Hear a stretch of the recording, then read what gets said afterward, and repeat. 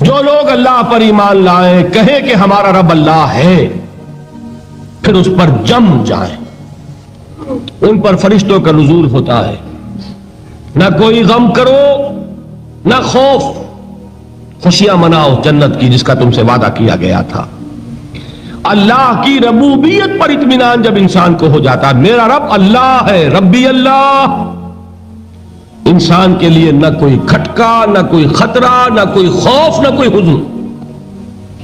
جو کچھ ہو رہا ہے کس کے اذن سے ہو رہا ہے؟ اللہ کے اذن سے۔ اللہ کے اذن کے بغیر پتہ تک نہیں ہلتا۔ یہ کوئی اندھا بہرا مادہ نہیں ہے جس سے مجھے کوئی خوف ہو۔ اندھا بھینسا چلا آ رہا ہو اس سے تو ڈرنے کا ہر انسان کو ڈرنا چاہیے، نہ معلوم کس کو ٹکر مار دے، لیکن نہیں، اس کائنات کو چلانے والا ایک سمیع و بصیر خدا ہے۔ وہ جو میرا دوست ہے، میرا ولی ہے، اللہ ولی الذین آمنوا یخرجہم من الظلمات الی النور، اللہ اہل ایمان کا ولی ہے، ساتھی ہے، پشت پناہ ہے، مددگار ہے، حمایتی ہے۔ بتائیے جسے یقین ہو جائے کہ اللہ میرا مددگار، اللہ میرا محافظ، اللہ میرا پشت پناہ، اللہ میرا حمایتی، اس کے لیے کوئی خوف ہوگا؟ اس سے کوئی ڈر ہوگا؟ میں مثال دیا کرتا ہوں ایک بہت سادہ، پنجاب کے دیہات کی۔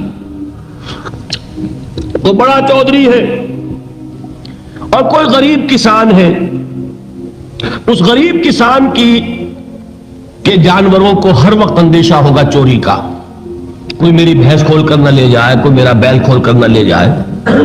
لیکن جس کے بارے میں یہ سب کو معلوم ہو کہ وہ جو بڑا چودھری ہے وہ اس کا دوست ہے، اس کی بچیا کو کوئی خوف ہوگا؟ اس کی بھینس پر کوئی ہاتھ ڈالے گا؟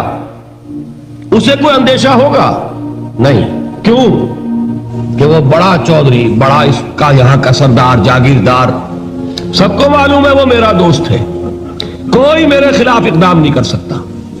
اس دنیا میں یہ چھوٹی سی بات اگر آپ کے دلی اطمینان اور سکون کا باعث بن سکتی ہے تو ذرا تصور کیجئے۔ میں لفظ تصور استعمال کروں گا صرف اس لیے کہ اس کا ہم جس کو کہتے ہیں ادراک اور شعور کر نہیں سکتے، اگر کے ساتھ کر سکتے۔ اگر یقین ہو کہ اللہ میرا مددگار اور یقین ہو کہ اللہ ہر آن میرے ساتھ ہے، پھر کوئی خوف، کس کا خوف؟ کوئی شے اللہ سے بالا تر ہے؟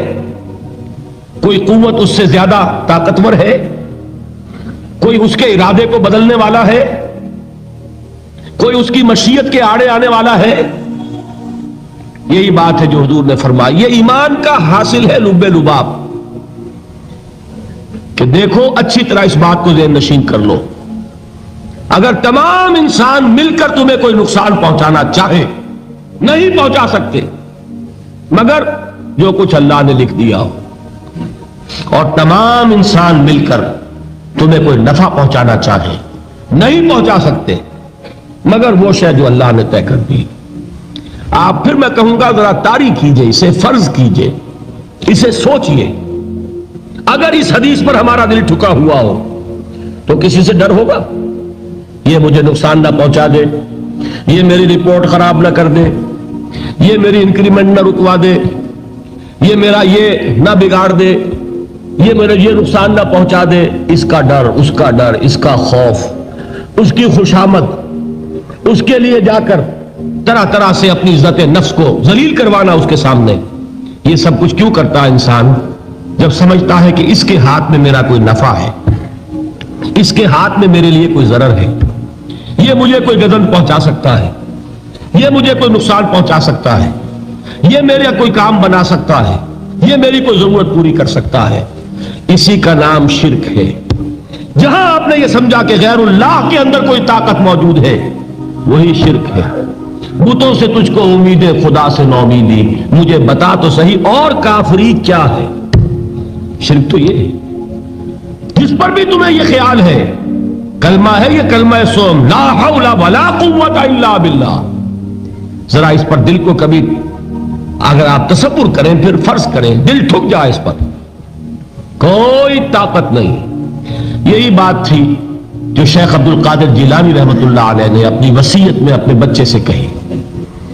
11ویں دینے والے ہیں، لیکن حضرت شیخ عبد القادر جیلانی کی وصیت اور تعلیمات کو کتنے لوگ ہیں جانتے ہو؟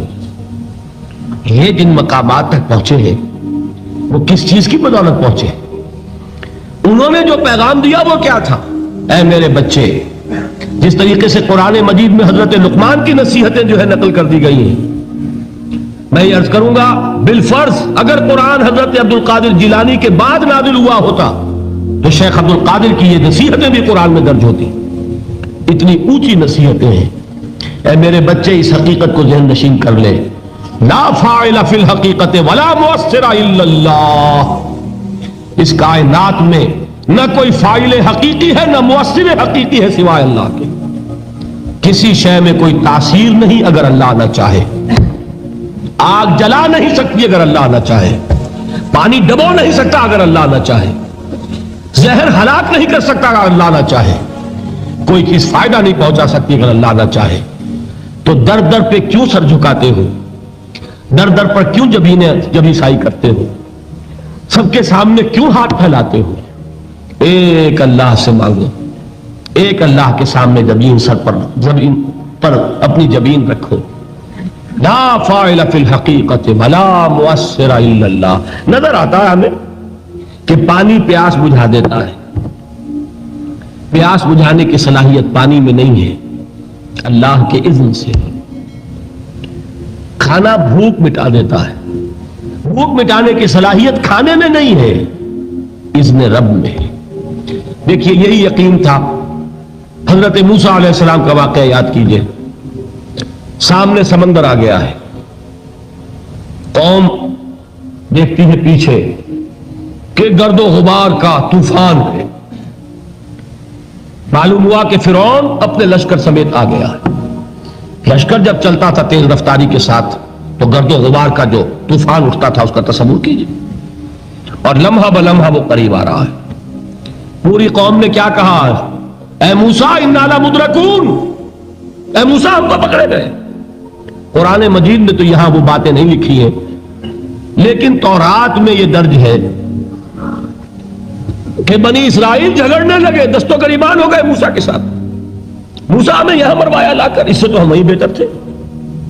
وہاں کھانے کو ملتا تھا، زندگی تو تھی، بیگار ہم کر رہے تھے، موت تو نہیں تھی. اب جو کچھ ہوگا اس کا تصور کرو، جس طریقے سے ہمارے ٹکڑے اڑائے جائیں گے. تو ڈر رہے ہیں حضرت موسیٰ علیہ السلام سے. یہ تورات کی تفصیل ہے. قرآن میں صرف اتنا آیا ہے، پریشان ہو کر انہوں نے کہا انا لمدرکون، موسیٰ ہم تو پکڑے گئے. اس وقت موسیٰ کا جواب کیا ہے؟ کلا ان معی ربی سیہدین. نہیں، میرے ساتھ میرا رب ہے، وہ راستہ دے گا.